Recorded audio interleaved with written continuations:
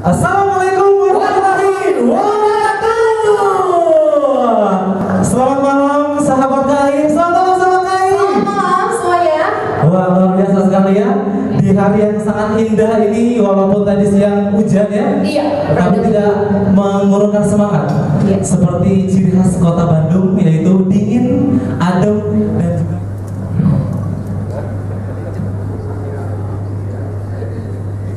yang saya hormati dari luar dulu sahabat KAI, yang saya hormati di sini ada Pak Agus Pambagio, pemerhati transportasi, juga rekan-rekan direksi yang pada hari ini di ruangan ini. Assalamualaikum warahmatullahi wabarakatuh. Semuanya yang ada di ruangan ini, pada kesempatan ini barangkali adalah kesempatan yang baik sekali, karena mungkin tadi dikatakan sama MC sejak H-12 sampai H2+10 seluruh organ operasi dari kereta api semuanya berada di stasiun atau di lapangan untuk memastikan bahwa angkutan operasi lebaran ini yang mengantar saudara-saudara kita pulang mudik dan kembali lagi ke Jakarta atau ke kota-kota besar seperti Bandung itu berjalan dengan lancar. Tentu saja sedikit ingin saya ceritakan bahwa bukan berarti pegawai ini tidak boleh cuti, tetapi kala operasi lebaran maupun Natal tahun baru biasanya kereta api ini mengarahkan pegawainya tidak untuk mengambil cuti saat itu, dan dipersilakan nanti mengambil setelah operasi itu selesai. Bapak Ibu sekalian, bangga sekali rasanya karena pada saat kita mensukseskan operasi lebaran, kereta api ini dibantu seluruh khalayak, termasuk pecinta kereta api atau sahabat kereta api. Kita tepuk tangan dulu.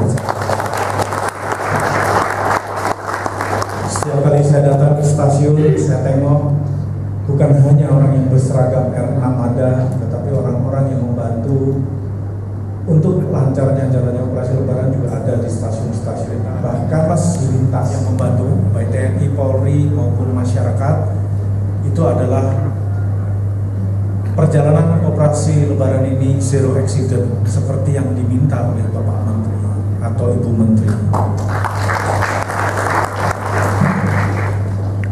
Oleh sebab itu, pada kesempatan hari ini saya ingin menyampaikan ucapan terima kasih saya kepada semua pihak yang memungkinkan itu terjadi, dan pada akhirnya kita semua pegawai kereta api yang terdiri dari 27.000 pegawai ini berkomitmen untuk selalu memperbaiki pelayanan kepada para pelanggan dan penumpang kereta api ke depannya. Hal yang baru adalah kita memperkenalkan CIM. CIM ini adalah check-in mandiri, jadi mulai sebelum lebaran sudah diperkenalkan check-in mandiri. Mulai full check-in mandiri. Maka penumpang tidak perlu menunggu terlalu lama untuk melakukan printing boarding pass lalu masuk sendiri tanpa bantuan. Iya, tanpa tiket. Itu CIM ini sekarang ini sudah beredar dan sudah diinstal kemana-mana. Juga pada kesempatan ini saya mau perkenalkan juga di pembelian. Nah, e-kios ini sedang dikenalkan kepada masyarakat. Kalau ini memang masyarakat sudah mudah untuk mempergunakannya, bukan tidak mungkin e-kios ini nanti ada di mall, di pasar, di kantor, kita akan letakkan sehingga orang yang ingin bepergian, mereka tidak perlu bersusah payah datang ke stasiun, cukup membeli dari situ, dan pada hari hanya dia cukup datang ke stasiun. dari mana? Selawi, Ngawi. Ngawi mana Ngawi? Iya. Wih, Ngawi luar biasa. Yang dari Jakarta? Banyak. Kalau yang dari kampung halamannya dia, dari Tasik?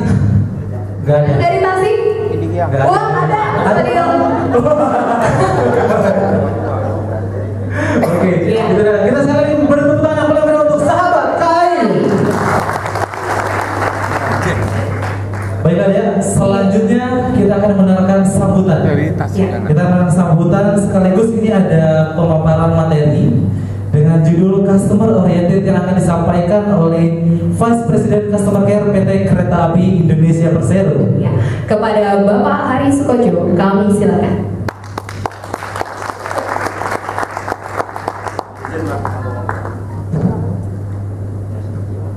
Terima kasih. Sebelumnya mohon maaf kami mewakili Bapak. Dengan perbaikan kepada pelanggan-pelanggan kita adalah kita melakukan inovasi-inovasi. Contohnya yang tadi sampaikan adalah bagaimana kita sekarang menggunakan SIM cetak tiket mandiri ini sudah sekarang diimplementasikan hampir seluruh daopnya. Daop 1, daop 2, daop 3, daop 4, daop 5 sudah semuanya seluruh Jawa. Hanya tinggal beberapa stasiun yang kita fungsinya adalah untuk mempercepat layanan rekan-rekan untuk bisa check-in dan juga memastikan kepada pelanggan bahwa tidak salah naik, tidak ada penumpang yang gelap. Semuanya adalah untuk menjaga kesterilan kebaikan kepada pelanggan kita semuanya. Transformasi kereta api yang dulunya kita bersifat produk oriented menjadi consumer oriented. Inilah yang harus kita lakukan sekarang. Bagaimana apapun adalah pelanggan prioritas kami, sehingga kami orientasi adalah pelanggan. Saya cuma ini yang tadi saya tertarik dengan apa yang disampaikan Pak Hari Sukojo. Pak Hari Sukojo sama saya waktu beliau masih kita jadi, beliau mengatakan bahwa bisa bersaing dengan pesawat. Saya katakan sampai sekarang saya tidak suka dengan naik pesawat. Waktu saya bekerja di satu perusahaan di mana saya harus pergi ke beberapa tempat di Jawa, saya lebih suka naik kereta api. Kenapa? Karena saya bisa menghemat ongkos hotel. Saya paling senang dulu waktu dari Surabaya ke Bandung. Dari Surabaya saya berangkat sore, nyampe Bandung subuh ya. Nah, saat di Bandung ada toilet eksekutif. Apa bedanya dengan hotel? Saat itu masih 20.000. Jadi saya pikir ini ide yang harusnya dilakukan kereta api. Kalau kecepatan udah kita pasti kalah. Tapi tadi fasilitas tadi, apalagi kalau tidurnya bisa yang di stasiun Bandung, kalau dari tadi universal, anak kecil pun bisa dalam tanda kutip pipis di situ. Kalau di Jakarta, saya harus memilih dari jauh baru bisa pipis. Udah gitu masih ditambahin dengan yang dari kayu, ya. Nah, kalau di sini nggak apa-apa karena memang dia rendah. Tapi kalau di sana di Jakarta itu belum. Kayaknya seperti Jakarta kota saja tinggi gitu. Saya pikir anak kecil juga nggak mungkin bisa di situ. Akhirnya mereka di rel. Ya. Yang ketiga, mohon maaf, Gambir kan memang tidak terintegrasi dengan KRL. Tapi beberapa kali sebenarnya saya sempat mengusulkan sejak zamannya Pak Jonan dulu, kalau memang bisa dari stasiun Gundantia itu ada feeder lah. Karena memang nggak bisa lewat rel kan, ada feeder. Nah, feeder ini gunanya untuk apa? Untuk angkut penumpang tadi. Juga mungkin juga nanti kalau bisa ke pasar. Apa itu? Formulir habis ke customer service dilayani, tapi kembali ngantri. Terus saya tanya, beberapa loket buka hanya untuk kemudian ke sini. Di beberapa loket kami tidak bisa bantu, padahal kosong. Saya bilang, Pak, tolong dibantu, ini sudah hampir 3 jam yang manual tidak hanya orang tua kami, tapi banyak. Bantu tempat tunggu pun sedikit. Kata saran dari loket, Bapak pakai mesin saja. Saya bilang, loh, orang tua ini bangga dapat potongan, kenapa harus pakai mesin? Kalau pakai mesin saya bisa beli dari tadi, saya bilang gitu. Sehingga ini adalah salah satu kelemahan dari mesin itu, tidak ada fasilitas untuk manual.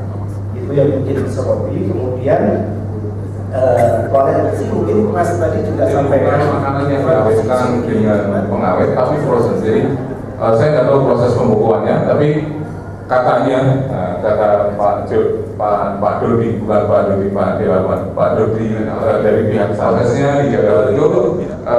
Di kereta api kita siapkan freezer, sewa freezer, kapasitasnya ada yang 50, ada yang sampai 120. Untuk disiapkan kepada pelanggan. Jadi kenapa 3 bulan? Karena prosesnya frozen. Dan menurut mereka itu proses yang paling higienis dibanding dengan yang lain. Cuma nanti tergantung dari cara penyajiannya. Kita sudah coba training teman-teman agar menyajikannya itu tetap kelihatan tidak menjadi kayak makanan yang lama ya. Kita masukkan ke microwave, waktunya tertentu dan nanti siap disajikan ke teman-teman. Kira-kira begitu. Jadi isunya adalah kita mau membuat makanan kita higienis untuk Anda semua. Saya kira itu memang tidak menambahkan undang-undang kita itu agak pro calo.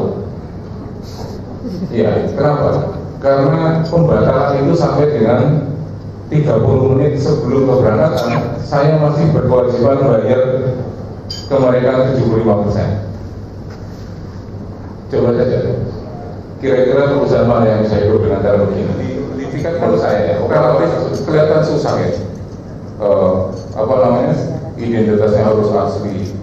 Apalagi kalau membatalkan harus datang sendiri. Makanya problem pembatalan dari yang Pak Yusuf itu juga, itu cara kami agar yang baik ini tidak dipakai oleh orang-orang yang dalam tanda kutip tidak bertanggung jawab seperti tadi disinyalir oleh Pak Dirut. Karena banyak sekali yang punya kesempatan yang bisa melakukan untuk misalnya gini, kalau beli misalnya di jualan harganya pada PSO, dia bisa jualan 4 kali lipat. Yang PSO 70.000 dia bisa jualan 300.000. Apa nggak bangkrut perusahaan kereta api manapun. Nah makanya kita coba batasi dengan banyak cara, ya. Hanya orang-orang yang punya identitas yang benar saja yang bisa naik kereta api. Nah, yang lainnya adalah masalah pembatasan loket. Ini kenapa kita batasi waktunya? Bukan karena efisiensi, tapi kita ingin bahwa masyarakat itu kita belajari untuk menggunakan media-media channel eksternal yang kita punya. Kita sudah bekerja sama dengan banyak sekali channel eksternal, dan membeli tiket kereta api sepertinya sudah sangat mudah, tidak seperti membeli yang lain.